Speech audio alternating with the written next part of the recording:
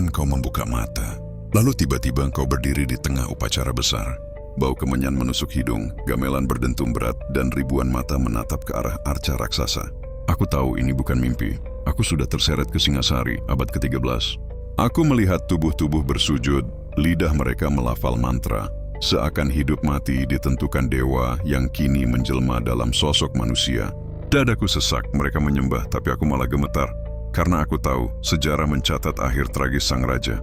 Aku berdiri di antara dua pilihan, diam dan menyaksikan atau melawan arus kepercayaan mereka. Matanya menembus seakan tahu aku bukan dari sini, jantungku berhenti. Aku kira aku hanya penonton sejarah, ternyata aku yang membuka pintu kehancuran Singasari.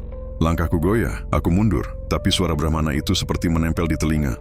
Kau yang membawa api, dan api itu akan menelan raja. Orang-orang di sekitarku tetap larut dalam irama gamelan, tak menyadari dunia mereka sebentar lagi runtuh. Aku mencoba berlari, tapi jalan seakan menutup. Di hadapanku, arca Siwa tiba-tiba retak. Dari celahnya keluar sinar merah menyilaukan. Suara dentuman mengguncang bumi, dan semua orang berteriak. Atau memang sudah ditakdirkan begitu. Lalu aku melihat Kertanegara. Wajahnya dingin, tapi matanya menatap langsung ke arahku. Seolah ia tahu siapa aku sebenarnya. Bibirnya bergerak membisikkan sesuatu yang hanya bisa kudengar. Takdir Singasari ada di tanganmu. Malam itu langit Singasari merah menyala. Api unggun dari perjamuan raja seakan berubah jadi bara neraka. Aku bersembunyi di balik tiang kayu, mendengar bisikan pengkhianatan. Jaya Katwang, nama itu berulang kali disebut. Semua ini persis seperti catatan sejarah, tapi lebih hidup, lebih menakutkan. Jika aku buka mulut, mereka akan menuduhku mata-mata. Di satu sisi, aku bisa mengubah nasib ribuan orang. Di sisi lain, aku tahu sejarah tak pernah suka diganggu. Seorang prajurit menatapku tajam. Kau bukan orang sini. Jantungku berhenti, aku akan dibawa ke hadapan raja. Langkah demi langkah, suara gamelan masih terdengar, tapi sekarang berubah jadi seperti jenderang kematian. Dan di singgasana itu, Kertanegara tersenyum samar saat melihatku, seolah sudah menungguku. Ia berkata lirih, kau pikir datang dari masa depan membuatmu bebas? Justru kau yang menyalakan akhir kerajaan ini. Dari kejauhan, kobaran api menjalar dan dentuman senjata memecah malam. Jaya Katwang menyerbu, lebih cepat dari yang kutahu di buku sejarah. Panik menyebar, prajurit berlarian, rakyat bersembunyi. Aku berdiri di tengah kekacauan, tubuh kaku seolah kaki menolak bergerak. Kertanegara bangkit dari singgasana. Wajahnya bukan wajah raja yang takut, melainkan seseorang yang sudah menerima takdir. Tapi matanya menancap padaku, dingin sekaligus penuh beban. Ingat kau yang membawa retakan ini, maka kau juga yang harus menanggungnya. Prajurit menghunus keris, darah mengalir di lantai istana. Aku menutup mata, berharap ini mimpi.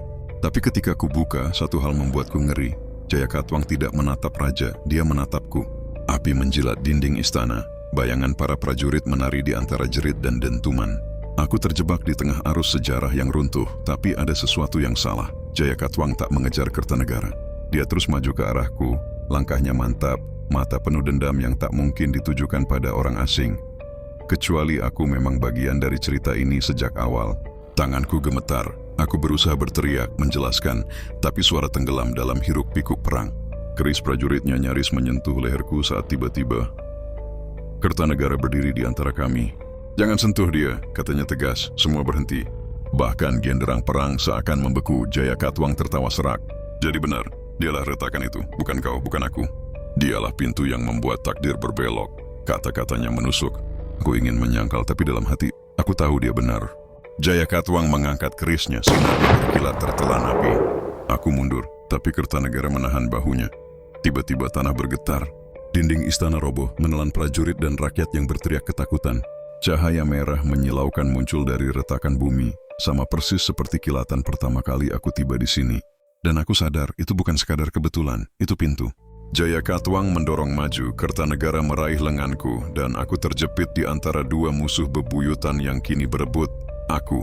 Darah berceceran, suara jeritan bercampur gamelan yang entah bagaimana masih terdengar.